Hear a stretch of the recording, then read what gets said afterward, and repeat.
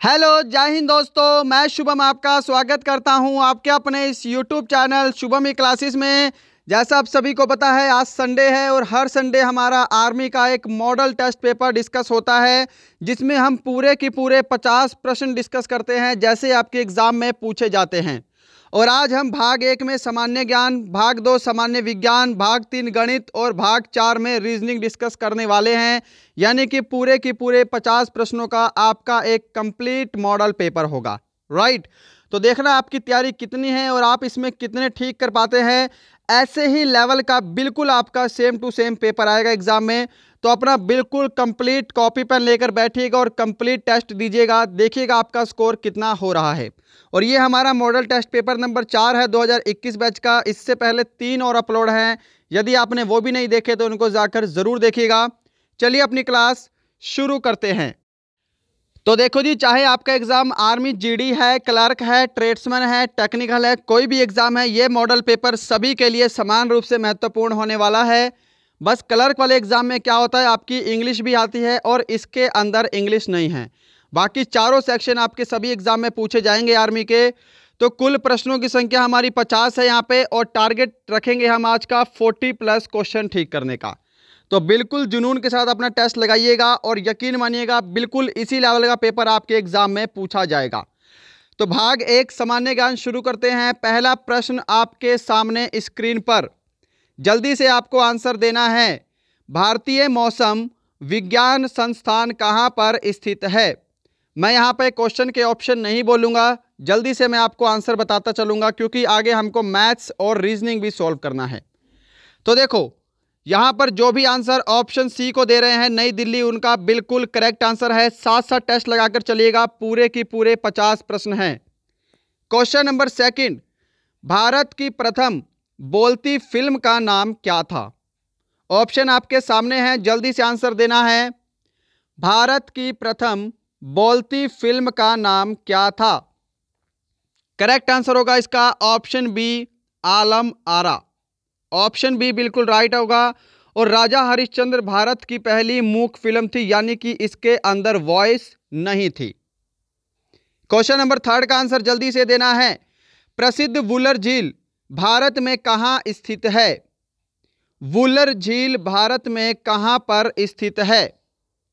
बिल्कुल correct answer option D, जो भी आंसर दे रहे हैं जम्मू कश्मीर, उनका बिल्कुल करेक्ट आंसर है।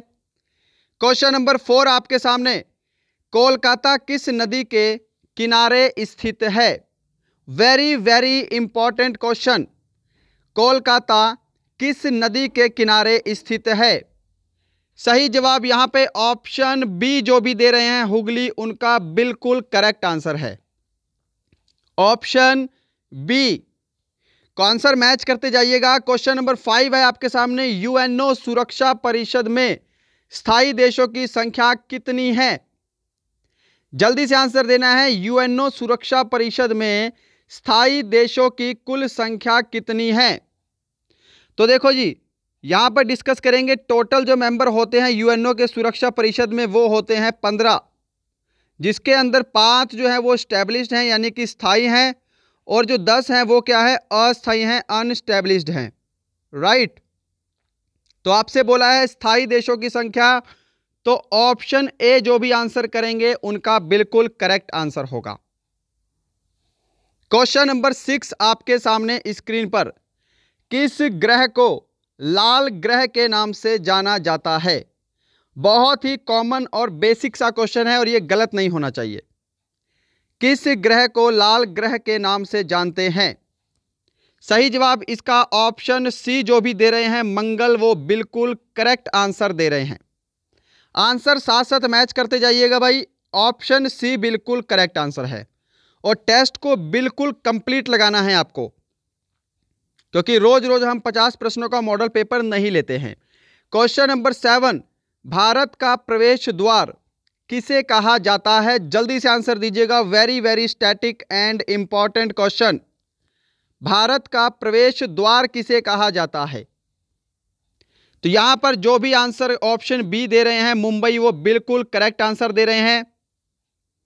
क्वेश्चन नंबर 8 आपके सामने है, जनसंख्या की दृष्टि से विश्व का सबसे बड़ा देश कौन सा है?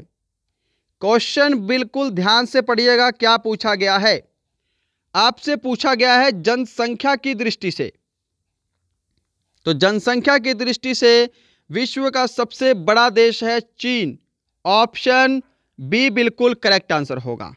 और यदि हम बात करेंगे रूस की, तो यह क्षेत्रफल की दृष्टि से विश्व का सबसे बड़ा देश है, राइट। और भारत जो है वो जनसंख्या में दूसरे नंबर पे है, तो यह भी ध्यान रखिएगा, मोस्ट इंपॉर्टेंट है। चलें आगे। चलो क्वेश्चन नंबर 9 डिस्कस करते हैं। जल्दी से आंसर देना है। गुजरात की राजधानी का नाम क्या है? गुजरात की राजधानी का नाम बताइएगा। और उससे पहले मैं बोलना चाहूंगा कि यदि आपने अभी तक हमारा यह वीडियो लाइक नहीं किया है तो सबसे पहले आप वीडियो को लाइक कीजिएगा। अभी के अभी आपको वीडियो लाइक करना है। और यदि आपका कोई फ्रेंड आर्मी की तैयारी कर रहा है और उसको आपने अभी तक हमारा यह वीडियो शेयर नहीं किया है, ये मॉडल पेपर शेयर नहीं किया है, तो जल्दी से शेयर कीजिएगा ताकि वो भी अपना टेस्ट लगा सके। और अगर आप नए हैं, आपको लगता है कि हमारा चैनल आपके लिए हेल्पफुल हो सकता है, तो अभी हमारे इस चैनल को जरूर जुड़ें और चैनल को जरूर सब्सक्राइब करें। तो देखो, गुजरात की राजधानी का नाम गांधीनगर। जो भी ऑप्शन ए को दे रहे हैं वो बिल्कुल करेक्ट आंसर दे रहे हैं। भुवनेश्वर किसकी राजधानी है? उड़ीसा की। दिसपुर किसकी है? असम की है, राइट। और इंफाल किसकी राजधानी है? ये कमेंट बॉक्स में बताएंगे वीडियो खत्म होने के बाद। क्वेश्चन नंबर 10 आपके सामने। नागार्जुन सागर परियोजना किस नदी पर स्थित है? जल्दी से आंसर दीजिएगा। नागार्जुन सागर परियोजना किस नदी पर स्थित है?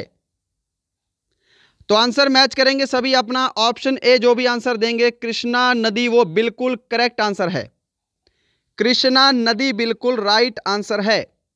क्वेश्चन नंबर 11, पेरियार अभयारण्य कहां पर स्थित है?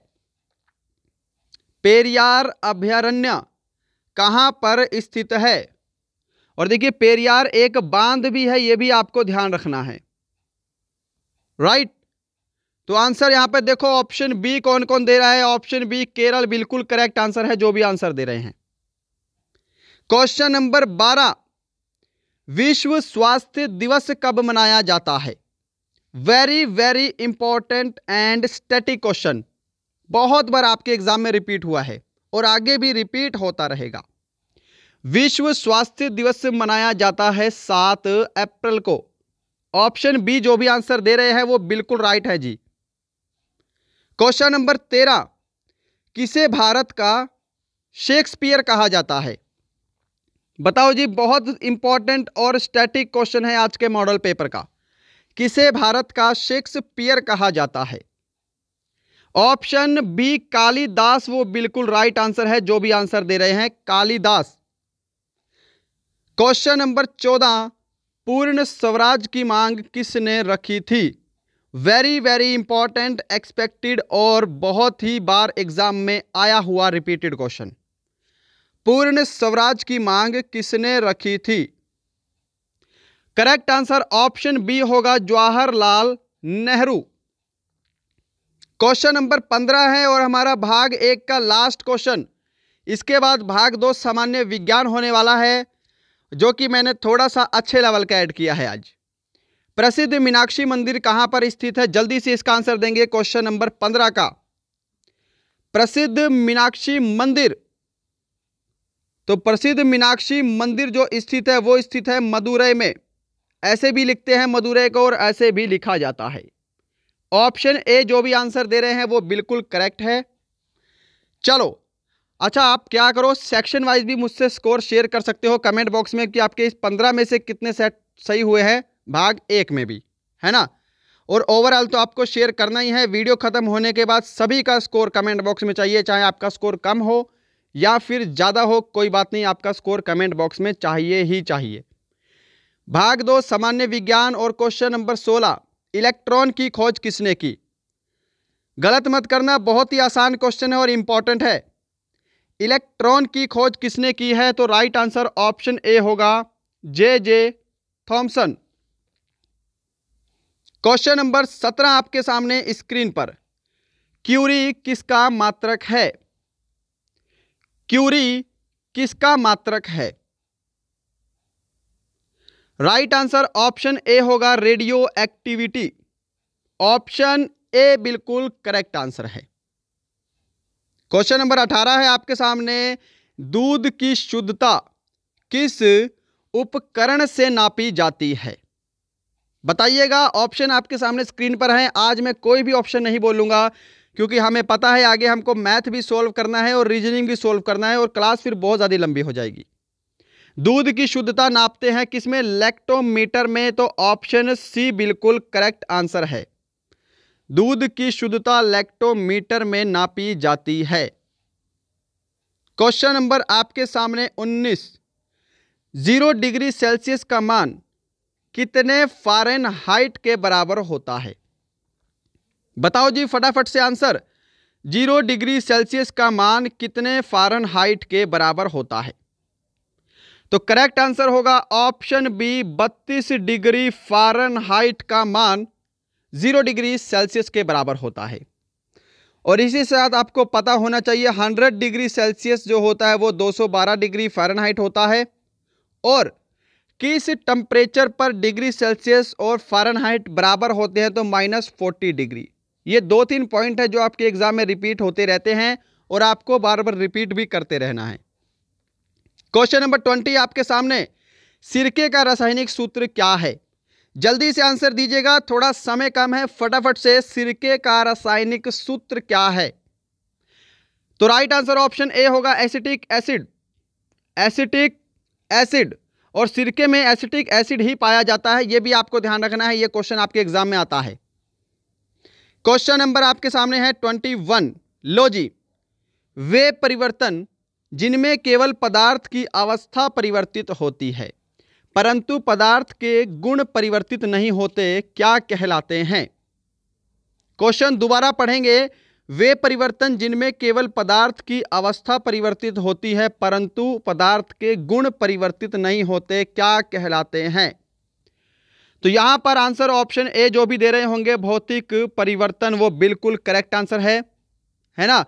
और आपके एग्जाम में इनके उदाहरण पूछे जाते हैं कि निम्न में से कौन सा भौतिक परिवर्तन है, कौन सा रासायनिक परिवर्तन है। तो ये टॉपिक अपने आप में मोस्ट इंपॉर्टेंट है। चले आगे। 22, किस प्रकार के कोयले में कार्बन की मात्रा सर्वाधिक होती है? किस प्रकार के कोयले में कार्बन की मात्रा सर्वाधिक होती है? लो जी, या फिर ये बोले कि सबसे उत्तम कोटि का कोयला, सबसे उच्च कोटि का कोयला कौन सा है? तो यह भी गलत नहीं होगा। बताओ जी अब आंसर फटाफट से। तो आंसर मैच करेंगे सभी। ऑप्शन डी जो भी आंसर दे रहे हैं ना, एंथ्रासाइट, वो बिल्कुल करेक्ट आंसर दे रहे हैं। चलो आगे। क्वेश्चन नंबर आपके सामने है 23। निम्नलिखित में से किसे द्रव सोना भी कहा जाता है? द्रव सोना किसे कहा जाता है? सही जवाब ऑप्शन सी होगा पेट्रोलियम। पारा मत करना, कुछ लोग पारा आंसर दे रहे होंगे तो गलत है। पेट्रोलियम बिल्कुल करेक्ट है। और लाइक कर दिया करो भाई अगर आपको हमारा कंटेंट पसंद आता है, अगर आपको लगता है कि हमारी मेहनत आपके लिए हेल्पफुल है तो लाइक ज़रूर किया करो, ठीक है। लाइक कम आते हैं वीडियो में, और शेयर और सब्सक्राइब भी किया करो साथ साथ, ताकि मुझे और मोटिवेशन मिल सके और मैं अच्छे से अच्छा कंटेंट लेके आऊँ, है ना। चलो 24 का आंसर देंगे। किसकी विद्युत ऋणात्मकता सबसे अधिक होती है? किसकी विद्युत ऋणात्मकता सबसे अधिक होती है? तो ऑप्शन ए बिल्कुल करेक्ट आंसर होगा, जो भी ऑप्शन ए को दे रहे हैं। 25 नंबर क्वेश्चन है, रसायनों का सम्राट कहलाता है। लो जी, जल्दी से आंसर देंगे। निम्नलिखित में से क्या रसायनों का सम्राट कहलाता है? सही जवाब ऑप्शन बी रहेगा यहां पे, सल्फ्यूरिक अम्ल, H2SO4, सल्फ्यूरिक अम्ल। 26 नंबर क्वेश्चन है, टमाटर में कौन सा वर्णी लवक पाया जाता है? टमाटर में कौन सा वर्णी लवक पाया जाता है? और आंसर मुझे सभी का फटाफट चाहिए। सही जवाब ऑप्शन बी होगा, लाइकोपिन, ऑप्शन बी। और इसी के साथ क्वेश्चन नंबर 27 है, किसे वनस्पति जगत का एम्फीबिया वर्ग भी कहा जाता है? शायद इस क्वेश्चन में कुछ बच्चे कंफ्यूज हो सकते हैं। किसे वनस्पति जगत का एम्फीबिया वर्ग भी कहा जाता है, यानी कि हम बोल सकते हैं उभयचर वर्ग, उभयचर वर्ग। तो ब्रायोफाइटा, ऑप्शन ए बिल्कुल करेक्ट है, ध्यान रखिएगा। क्वेश्चन नंबर 28, विषाणु के अध्ययन के विज्ञान को क्या कहा जाता है? जल्दी से आंसर दीजिएगा फटाफट से, और क्वेश्चन पढ़ते ही आंसर पता लग जाना चाहिए इसका। आंसर में, क्वेश्चन में ही आंसर छुपा है। ऑप्शन ए वायरोलॉजी, विषाणु का अध्ययन, ऑप्शन ए करेक्ट होगा। 29 है आपके सामने, हर्पिज किस अंग को प्रभावित करता है? बताओ जी जल्दी से फटाफट। हर्पिज बीमारी है एक प्रकार की, और यह किस अंग को प्रभावित करती है? तो क्या आंसर देंगे? एग्जाम में आएगा तो त्वचा आंसर करना है, ऑप्शन बी, ऑप्शन बी। और क्वेश्चन नंबर 30 आपके सामने है, यदि कोई खिलाड़ी थक जाए तो तुरंत एनर्जी के लिए उसे क्या लेने की सलाह दी जाती है? मोस्ट इंपॉर्टेंट है भाई। तो क्या सलाह दी जाती है? उसको कार्बोहाइड्रेट्स लेने की सलाह दी जाती है, ऑप्शन ए करेक्ट आंसर होगा। राइट। तो गाइज यहां पर आपके पूरे 30 भाग 1 सामान्य ज्ञान और भाग 2 सामान्य विज्ञान कंप्लीट हो चुके हैं। राइट। अब यहां पर हमारा भाग 3 गणित है, और आप सभी को बोलूंगा कि यहां से बहुत सारे स्टूडेंट वापस चले जाते हैं। मैं आपसे ये बोलना चाहूंगा कि आज से अगर आप 2-3 साल पहले जाएंगे तो अगर आपका जीके और साइंस स्ट्रांग है और मैथ आपका अगर कमज़ोर सेक्शन भी है, यदि आप मैथ में 5 से 7 क्वेश्चन भी कर लेते तब भी आपका सिलेक्शन हो जाता था। बट अब कंपटीशन इतना है, अब बहुत सारे यूट्यूब एजुकेटर भी हैं जो आपको पढ़ाते हैं, और बहुत सारा फ्री में आपको कंटेंट भी मिलता है पढ़ने के लिए। कंपटीशन बहुत ज़्यादा बढ़ चुका है ना? तो आपके अब चारों सेक्शन एकदम स्ट्रांग होने चाहिए। एक एक नंबर का स्ट्रगल होता है, एक एक नंबर से आपकी जॉब रह सकती है, आपका सपना टूट सकता है। तो बिल्कुल फोकस के साथ जब तक पढ़ेंगे, बिल्कुल फोकस के साथ पढ़ेंगे। ओके। तो गणित के सेक्शन को इग्नोर मत किया करो, ना ही आपको रीजनिंग इग्नोर करना है ना? जीके साइंस तो सब पढ़ते हैं, पर जो गणित और रीजनिंग भी साथ साथ पढ़ेंगे उन्हीं का सिलेक्शन होता है। चलो क्वेश्चन नंबर 31 का आंसर देंगे, और पूरा सेट आपको कंप्लीट लगाना है, आप ही के लिए बनाया गया है। कॉपी पेन लेकर बैठेंगे। √25 माइनस √9 आपको यह सॉल्व करना है। तो देखो 25 का रूट क्या होता है? 5 होता है। 9 का अंडर रूट कितना होगा? 3 होगा। तो 5 में से 3 जाएंगे, कितना बचेगा? 2 बचेगा, और ये 2 आपका बिल्कुल करेक्ट आंसर है, ऑप्शन बी। ओके। चलो क्वेश्चन नंबर आपका है 32, निम्न में से किसका 40% 600 होगा? फटाफट से आंसर दीजिएगा, और मैं आपको आंसर देने के लिए ज़्यादा समय नहीं दे सकता, मैं आपको साथ साथ सॉल्व कराऊंगा। यदि आपको समय चाहिए तो वीडियो को रोकिएगा, नहीं तो आप मेरे से पहले भी आंसर सॉल्व कर सकते हैं। तो देखो, माना मैंने वो संख्या x है, x का 40% 600, हमको x का मान निकालना है। ओके। तो देखो 20 दूनी 40 और 20 पंजे 100, 5 इधर जाके 600 में गुणा हो जाएगा, तो 2x बराबर कितना होगा? 3000 हो जाएगा। तो यह 2 से भाग हो जाएगा, यहाँ पे कितना बचा आपका? 1500 बचा, और x का मान हमारा 1500 आया है, और 1500 ही आपका करेक्ट आंसर होगा, ऑप्शन सी। ऑप्शन सी जो भी आंसर दे रहे हैं वो बिल्कुल करेक्ट आंसर है। क्वेश्चन नंबर 33, प्रथम 20 सम संख्याओं का औसत कितना होगा? और ये टाइप मैं आपको बहुत बार करवा चुका हूं, तो आज इस क्वेश्चन को गलत मत कीजिएगा, आंसर दीजिएगा फटाफट से। मैंने आपको ट्रिक भी बताई है इसकी। तो देखो पहले 20 सम संख्याएं कौन सी होंगी? 2, 4, 6, 8, ऐसे करते करते आपकी ये 40 तक जाएंगी, है ना? 20 सम संख्याएं हैं तो 40 तक जाएंगी। ओके। अब आपको बोला है इनका औसत कैसे निकालेंगे। तो मैंने आपको एक ट्रिक बताई थी कि जब भी इनके बीच में अंतर समान हो, ऐसी कोई सीरीज जिनके बीच में अंतर समान हो, यहां पे सम संख्याएं हैं तो सभी में 2-2 का अंतर है, तो जब भी किसी सीरीज में अंतर समान हो और आपसे उसका औसत निकालने को बोले, तो पहली संख्या और लास्ट की संख्या को आपको जोड़ना है, जो कि हो जाएगा 42। अब क्योंकि हमने दो ही संख्याएं जोड़ी हैं तो 2 से ही भाग कर देना है बस। तो यहां पे 21 आपका बिल्कुल करेक्ट आंसर होगा, ऑप्शन डी। ऑप्शन डी आपका बिल्कुल सही आंसर है। चलें आगे। चलो, question number 34, most important and basic. 5,000 रुपए का 9% वार्षिक दर से 4 वर्ष का साधारण ब्याज कितना होगा? तो मैं फटाफट से सोल्व करूंगा। साधारण ब्याज यानी कि सिंपल इंटरेस्ट, और सिंपल इंटरेस्ट का सूत्र होता है मूलधन गुणा दर गुणा समय, है ना, प्रिंसिपल रेट एंड टाइम, और भाग करते हैं हम 100 से। करेक्ट। तो देखो, मूलधन आपको दे रखा है 5,000 रुपये, दर आपकी 9% है और समय आपका 4 वर्ष है। भाग किससे करेंगे हम? 100 से करेंगे। तो 100 से जैसे ही हम भाग करेंगे तो ये 2 जीरो से ऊपर की 2 जीरो कट गई। 9 चौके कितना होता है? 36। 36 पंजे 180 और ये 0। तो अगर आप इसको पूरे को गुणा करेंगे तो आपका 1800 आंसर आना चाहिए। ऑप्शन डी जिन्होंने आंसर दिया है उनका बिल्कुल करेक्ट है।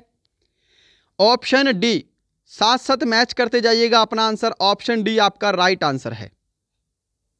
चलो, क्वेश्चन नंबर 35 है। एक विद्यालय में 40% लड़के हैं तथा लड़कियों की संख्या 600 है, तो कुल विद्यार्थियों की संख्या कितनी है? जल्दी से आंसर देना है आपको इस प्रश्न का। तो देखिएगा, कुल विद्यार्थियों की संख्या माना मैंने 100%। अब कुल विद्यार्थी है तो 100% ही होंगे, है ना।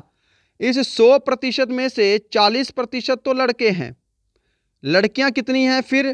तो लड़कियां जो हैं वो 60% बची। समझ पा रहे हो ना। अब यहां पर लड़कियों की संख्या 60% है। देखो, ये बॉयज है और ये आपका गर्ल्स है। परसेंटेज में कितना है? 60%। और एक्चुअल में कितनी संख्या है? 600 है। तो 60% का मान 600 है ना। तो देखो, यहां से हम 1% का मान निकाल लेंगे तो यहां पे कितना आ जाएगा? आपका 10 आ जाएगा। 1% का मान 10 है। हमको बोला है कुल विद्यार्थियों की संख्या कितनी है। कुल विद्यार्थी 100%। अगर 1% का मान 10 है तो 100% का मान कितना होगा? 10 गुणा 100 यानी कि 1000 टोटल नंबर ऑफ स्टूडेंट्स हैं। ऑप्शन बी आपका बिल्कुल करेक्ट आंसर होगा, जो भी ऑप्शन बी को आंसर दे रहे हैं। राइट। चलो, क्वेश्चन नंबर आपके सामने है 36।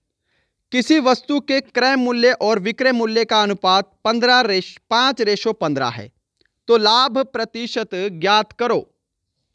जल्दी से आंसर दीजिएगा इस क्वेश्चन का भी। तो देखो, लाभ प्रतिशत का आपको सूत्र पता होना चाहिए। सबसे पहली बात, लाभ प्रतिशत का सूत्र होता है लाभ गुणा 100 और बटे में क्रय मूल्य। ओके। तो अब देखो, माना 5 रुपए क्रय मूल्य दे रखा है और विक्रय मूल्य आपको 15 दे रखा है रेशो में। तो देखो, 5 और रेशो 15 दे रखा है, तो 5 की कोई चीज खरीदी है और 15 की बेच दी है, तो कितने का लाभ हो रहा है? यहां पे 10 का लाभ हो रहा है। 10 गुणा 100 और क्रय मूल्य हमारा कितना है? रेशो में 5 है, तो 5 से भाग कर दो, बस सिंपल सी बात है।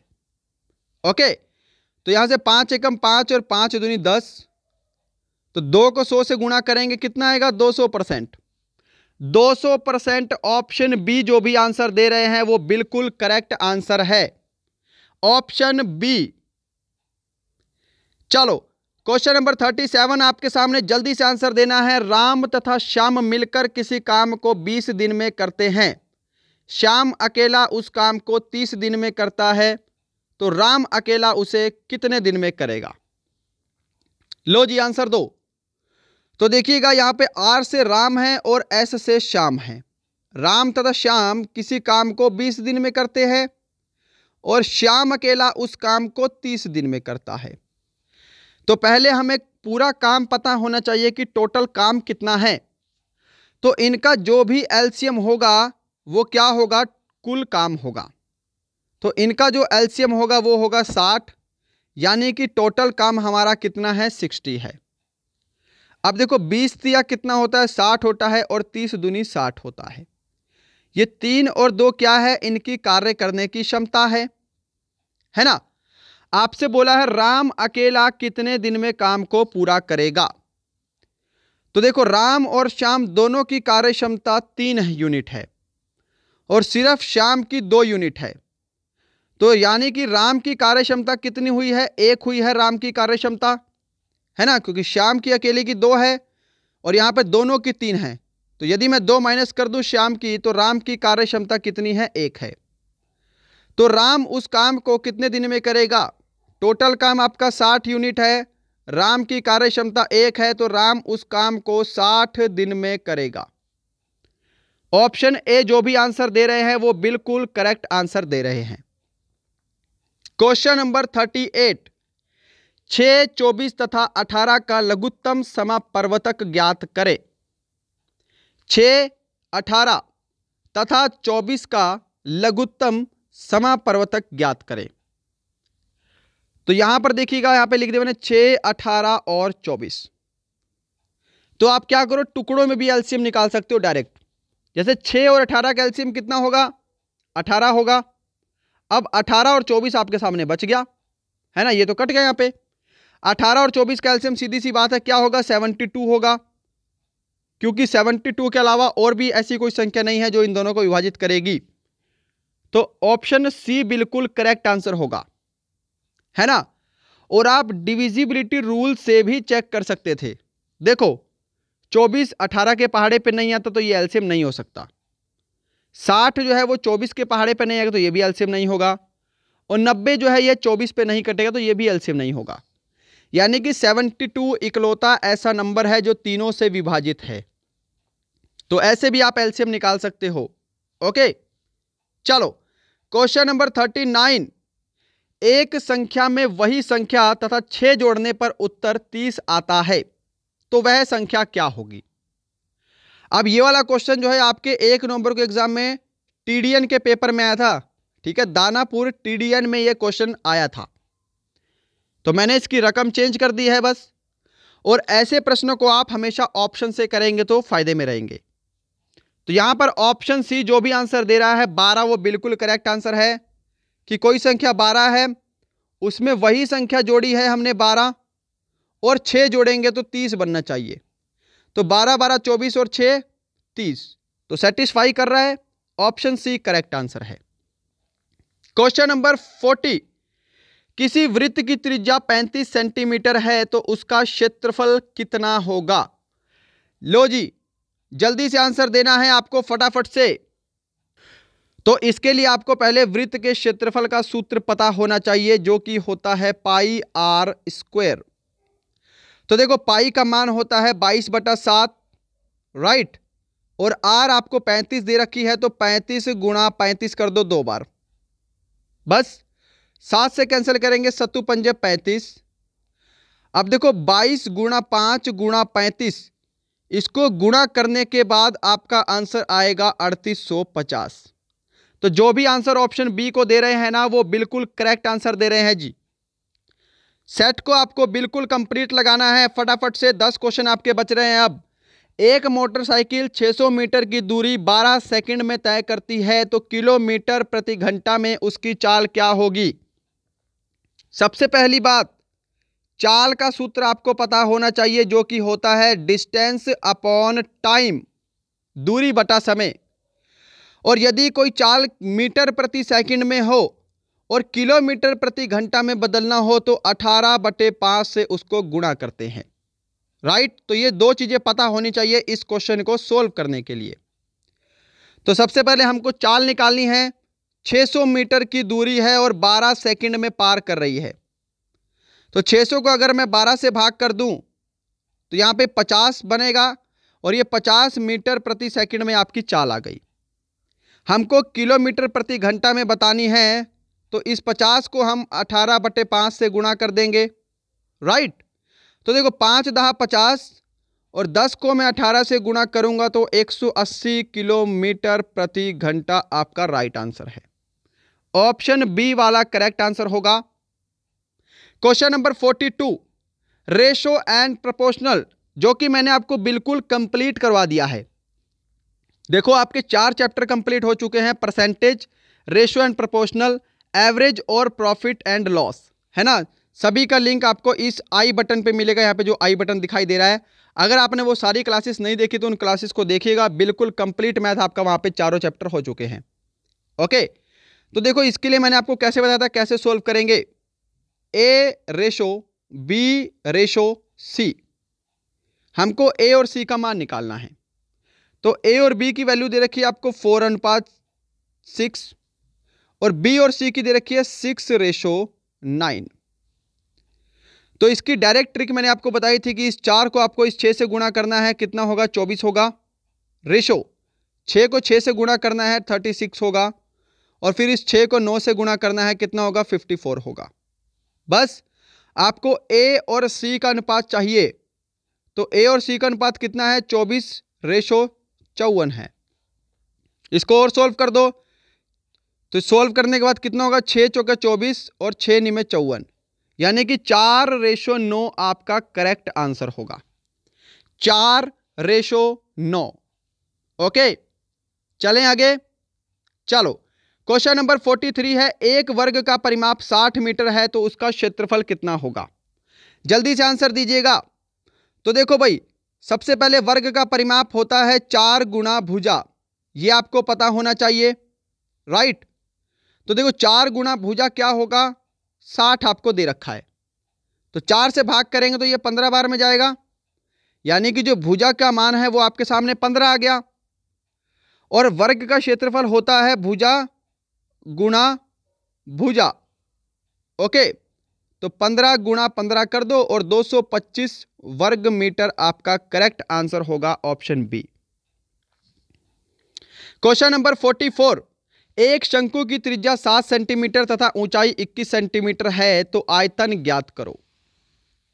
जल्दी से आंसर देना है इस प्रश्न का भी। तो देखो शंकु के आयतन का सूत्र होता है 1/3 πr2h।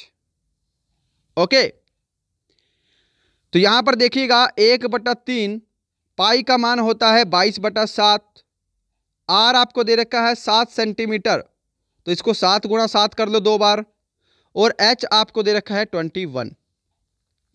करेक्ट है बात। अब देखो ये 7 से आपका 60 कैंसिल हो गया, 3 सतह कितना होता है 21 होता है।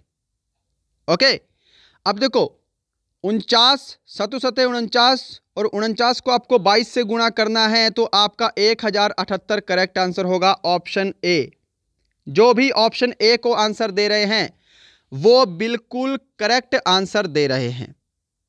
ओके, और क्वेश्चन नंबर 45 है और आपका आज का गणित का लास्ट क्वेश्चन है। इसके बाद हमारा रीजनिंग वाला पार्ट शुरू हो रहा है, उसको भी कंप्लीट देखिएगा और अपना स्कोर बताइएगा, आपका स्कोर कितना हुआ है। 45 नंबर क्वेश्चन है, राम ने 500 रुपए की एक वस्तु 20% के लाभ पर शाम को बेची। शाम ने वह वस्तु 10% के लाभ पर मोहन को बेची, तो मोहन ने वह वस्तु कितने में खरीदी। तो देखो परसेंटेज से फटाफट से कर लेंगे कि 500 रुपए की वह वस्तु थी, राम ने 20% के लाभ पर शाम को बेची। 500 का 20% निकालना आना चाहिए, कितना होता है 100 होता है, तो 20% के लाभ पर यानी कि 600 रुपए में शाम को बेची। अब देखो शाम के पास 600 रुपए की वस्तु है और शाम ने वह वस्तु 10% के लाभ पर मोहन को बेच दी। 600 का 10% निकालना आना चाहिए आपको फटाफट। 600 का 10% होता है 60, तो 10% के लाभ पर बेची है तो 660 रुपए की उसने क्या किया, मोहन को शाम ने वस्तु बेच दी। तो मोहन ने वह वस्तु 660 रुपए में खरीदी है। ऑप्शन बी आपका बिल्कुल करेक्ट आंसर होगा, ऑप्शन बी बिल्कुल राइट आंसर है। ओके, चलो 46 क्वेश्चन है आपका रीजनिंग का, फटाफट से आंसर दीजिएगा। जिस प्रकार शेर दहाड़ने से संबंधित है उसी प्रकार बिल्ली संबंधित है। ऑप्शन आपके सामने हैं, ऑप्शन नहीं बोले जाएंगे। तो आंसर जो भी इसका ऑप्शन बी दे रहा है म्याऊं, वो बिल्कुल करेक्ट आंसर है। क्वेश्चन नंबर 47, जल्दी से आंसर देना है डायरेक्शन से। राम 10 किलोमीटर पूरब की तरफ चलता है। डायरेक्ट ही हम सोल्व करेंगे, ठीक है। आपको डायरेक्शन तो पता है ना, पूर्व पश्चिम उत्तर दक्षिण कहाँ होता है, देख लो भाई। ओके, तो ये आपका पूरब है, ये आपका पश्चिम है, ऊपर उत्तर है और नीचे आपका दक्षिण है। ओके, तो देखो राम 10 किलोमीटर पूरब की तरफ चलता है। यहां पे राम है भाई, ये 10 किलोमीटर चला वो पूरब की तरफ, फिर उत्तर की तरफ मुड़कर 5 किलोमीटर चलता है। उत्तर कहाँ है? ऊपर है। और ऊपर कहाँ चला वो? 5 मीटर चला। फिर पुनः पूरब की तरफ मुड़कर 10 किलोमीटर चलता है। फिर से पूरब की तरफ मुड़ा और 10 किलोमीटर चला। अंततः वह 5 किलोमीटर दक्षिण की तरफ चलता है। तो ये 5 किलोमीटर दक्षिण की तरफ आ गए। वह प्रारंभिक स्थान से कितना दूर है? तो देखो ये 5 और 5 आमने सामने वाला कैंसिल हो गया, 10 और ये ऊपर वाला 10, तो वह प्रारंभिक स्थान से 20 किलोमीटर दूर है। 20 किलोमीटर दूर है। ऑप्शन बी आपका करेक्ट आंसर होना चाहिए। क्वेश्चन नंबर 48 जल्दी से आंसर देंगे। पी भाई है क्यू का, क्यू पुत्री है आर की, एस आर की पत्नी है, तो एस का क्यू से क्या रिश्ता है? देखो जी, इसके लिए आपको एक मैं पहले बेसिक बता दूं कि इसका बेसिक कैसे होता है। यदि आपको पता है तो अच्छी बात है, यदि नहीं पता तो समझ लो कि कोई भी मेल होगा उसको हम प्लस लिखेंगे और फीमेल को हम माइनस लिखेंगे। पहली बात तो ये। और भाई और भाई और बहन आपको एक सीधी लाइन में दर्शाया जाएगा। ओके, जो भाई होगा वो प्लस होगा, जो बहन होगा वो माइनस होगी। पति और पत्नी को एक दूसरे के हम बराबर रख के दर्शाएंगे। और माता पिता और पुत्र पुत्री को हम ऊपर और नीचे रखेंगे, यानी कि फादर और मदर ऊपर होंगे और सन और डॉटर आपके नीचे होंगे। बस ये 3-4 चीजें आपको पता होनी चाहिए। अब मैं अप्लाई करके दिखाता हूं कैसे अप्लाई करना है। देखो, पी भाई है क्यू का, यानी कि पी जो है वो भाई है किसका? क्यू का।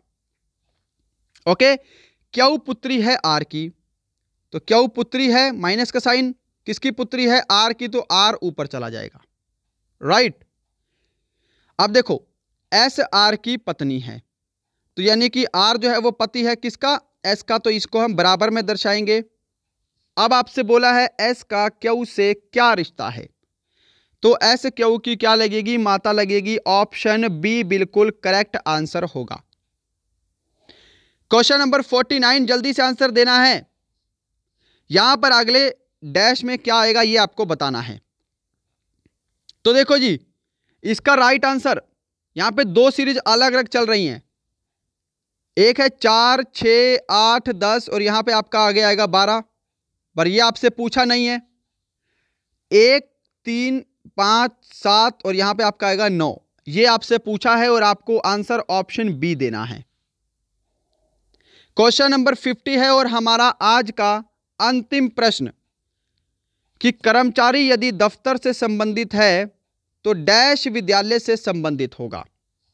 सही जवाब इसका ऑप्शन डी रहेगा, अध्यापक। ऑप्शन डी इसका बिल्कुल करेक्ट आंसर होगा। तो दोस्तों ये थे आपके पूरे की पूरे 50 प्रश्नों का मॉडल पेपर संडे स्पेशल। बताना आज का आपका स्कोर कितना है और आपको पसंद आया है या नहीं आया ये भी कमेंट कीजिएगा। कमेंट ये भी कीजिएगा कि आपको आज का मॉडल पेपर पसंद आया है या नहीं आया, आपको मेरा पढ़ाया कैसा लगता है ये ज़रूर कमेंट कीजिएगा। ओके, तो यही है आज का वीडियो। अगर आपने अभी तक लाइक नहीं किया तो लाइक ज़रूर कीजिएगा, शेयर भी करेंगे, सब्सक्राइब भी करेंगे और अपना स्कोर भी कमेंट करेंगे। और इसकी जो PDF है वो आपको हमारे टेलीग्राम चैनल पर मिल जाएगी। मैं आपको बताना भूल गया बीच में, टेलीग्राम चैनल पर शाम को इसकी कंप्लीट PDF जो हमारा ये मॉडल पेपर है आपको मिलेगी टेलीग्राम चैनल पे। तो टेलीग्राम चैनल अगर ज्वाइन नहीं किया है, डिस्क्रिप्शन में लिंक है, टेलीग्राम चैनल ज्वाइन कीजिएगा। यदि लिंक से ज्वाइन नहीं हो रहा तो टेलीग्राम पर सर्च करेंगे शुभम ई क्लासेस। और अगर आपने मुझे अभी तक इंस्टाग्राम पर फॉलो नहीं किया है तो डिस्क्रिप्शन में इंस्टाग्राम का भी लिंक है, वहां जाकर ज़रूर फॉलो कीजिएगा। मिलते हैं कल किसी और अच्छे टॉपिक के साथ, तब तक के लिए जय हिंद, जय भारत।